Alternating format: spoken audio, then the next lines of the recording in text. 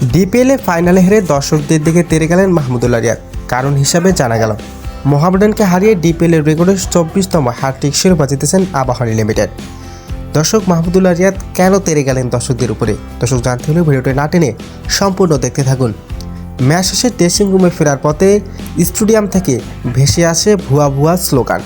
মাহমুদুল্লাহ রিয়াদ শুনে সেটাকে মেনে নিতে পারেনি।